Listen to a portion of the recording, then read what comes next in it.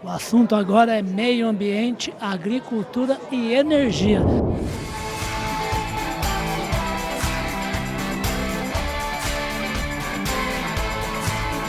Se tem alguém que sabe desses assuntos todos, é essa moça aqui, a Super Samanta Pineda. Samanta, prazer reencontrá-la aqui na Bagta. Olha, eu venho aqui só para ver vocês. E eu também, nós também viemos aqui só para ver você. Samanta, fala uma coisa, a Samanta acabou de sair aqui de um painel aqui na manhã do evento, tratando de energia, que ela achou que foi um aspecto muito bacana. Afinal de contas, o Brasil está mesmo bem em questão de energia, energia alternativa, mudando matriz energética, ou há um certo exagero? Depende do ponto de vista. Quando a gente fala da nossa matriz, sim, nós estamos realmente bem, porque a média de energia limpa do mundo é 15%, o resto é fóssil. E aqui é o contrário. A gente tem 15% fóssil, o resto é limpa.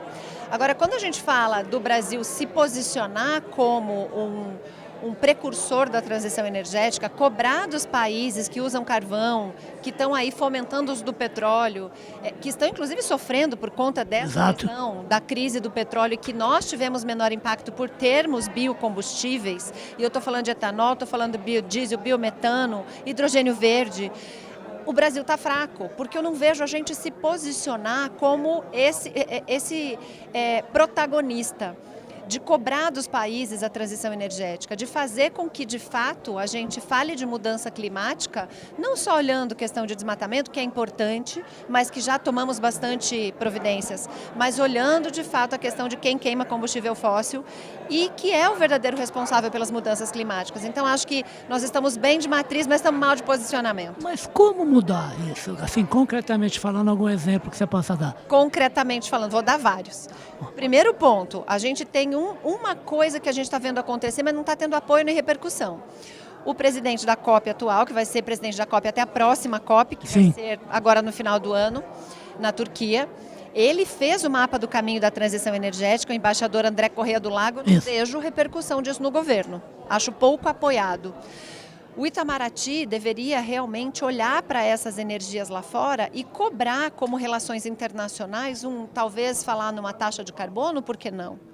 Então, eu acho que nós poderíamos tomar a posição com relação a mostrar o mapa do caminho que temos construído, cobrar desses países que usam energia fóssil algum tipo de posição ou previsibilidade sobre transição energética e nos colocar à disposição como exportadores de energia limpa, né? Ter incentivo, inclusive fiscal e tributário, para que a gente possa produzir etanol, para que a gente possa produzir o biocombustível, o hidrogênio verde, todas as energias limpas que temos, com algum incentivo para tornar essa energia cada vez mais barata, para que inclusive quem usa fóssil possa querer vir usar aqui a nossa limpa. É legal que você falou agora pelo seguinte, porque a gente sempre teve um protagonismo muito grande de assunto, e inclusive do Ministério atrelado a esse assunto, que é a economia.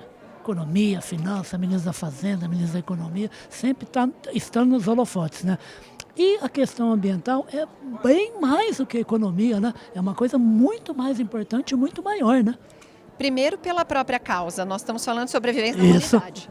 Mas quando a gente fala da parte econômica da sustentabilidade, nós estamos falando em um potencial de um PIB inteiro do Brasil em mercado de carbono. Nós estamos falando de potencial de atrair os maiores mercados de tecnologia para cá por energia limpa. Então isso é economia na veia. Só que a gente não sabe ainda colocar a sustentabilidade como um valor agregado para a nossa economia. A gente não tem esses olhos e nesse ponto a gente precisa amadurecer bastante. Perfeito. Vou falar uma coisa assim que ela até citou e eu vou fazer a pergunta para ela agora. A gente tem uma decisão importante, parece que amanhã alguma coisa que vai acontecer, independentemente da gente saber o resultado, quando for para o ar isso aqui, o que acontece amanhã, por que você citou como uma coisa muito importante? Dia 12 de agosto vai ao STF as ADINs, 3 ações diretas de inconstitucionalidade contra a Lei Geral do Licenciamento Ambiental.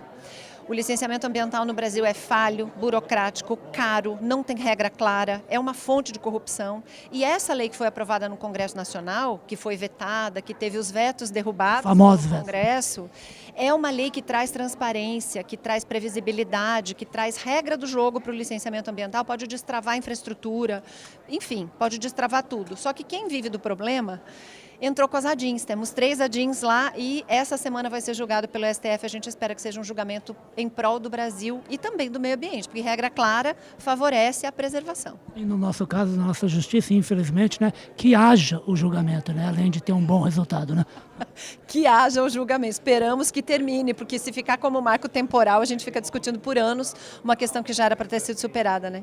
E se não resolver, estão perdidos, porque essa moça que eu já vi ela até participando de debate, falando assim, nós vamos lá, nós vamos falar sobre esse assunto, pelejando que a gente consegue as coisas. Né? E conversas difíceis têm que ser feitas, né? Precisam acontecer. Pode ser adiadas. Não pode ser adiada. A gente precisa falar disso e falar do jeito certo. O produtor rural brasileiro faz certo, quer estar legal e muitas vezes não tem nem o caminho para se regularizar. A gente precisa acabar com isso. Essa moça é demais, hein? Deus que me livre. Por isso que eu adoro essa mulher, porque luta, entende muito do assunto e ajuda a gente, ajuda o país com as questões que realmente interessam para a gente ser um país que cresça, mas que cresça com volume, que cresça com substância e não ficar com esse andar de pato aí, tá? Samanta Pineda, maior prazer recebê-lo aqui de novo no Papo de Prateleira.